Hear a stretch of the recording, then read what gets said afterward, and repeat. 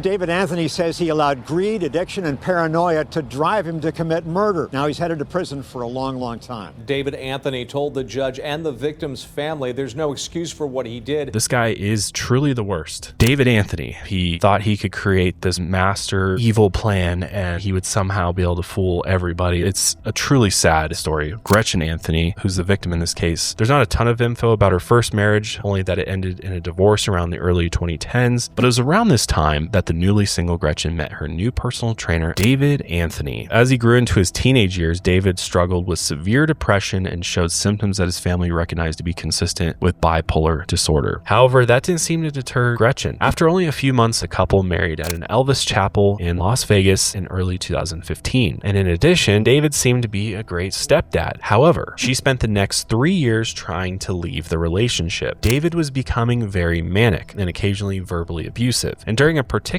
manic episode in 2018, David believed that the world was ending. Then on Christmas Eve 2019, Gretchen went through David's backpack and found her wedding ring, her passport, her driver's license, her credit cards, and cash all stashed away. He's basically taken possession of her entire identity, and his strange behavior carried over to outbursts at work. He had been fired at least twice for aggressive behavior, specifically towards women. Then by the end of December, Gretchen kicked David out of her townhome before she changed the locks. Later on March 14th, David went outside of Gretchen's house yelling about the end of the world, because this was around the time the COVID-19 virus had become a pandemic. And to David, this was in fact the end of the world. Gretchen did not share David's doomsday feeling. She posted almost every day on Facebook about COVID and how to stay safe. And on March 19th, Gretchen posted this quote, "When chaos is all around you, the wisest choice is to create peace within you." However, after that, all of her online activity would go dark. When Gretchen didn't check in at work, Dawn Paris, Gretchen's boss and close friend, she texted Gretchen saying, "Are you okay?" Gretchen explained that she had been transferred to an off-site CDC facility and tested positive for coronavirus early this morning. It kind of comes across as she could be dying. At that same time, Gretchen's first husband, Jeff, also began receiving these strange texts. But Jeff, he wasn't buying this. He examined the texts and noticed that they were full of bad grammar and punctuation, something Gretchen never did. However, he did know someone who texted like that: Gretchen's second husband, David Anthony.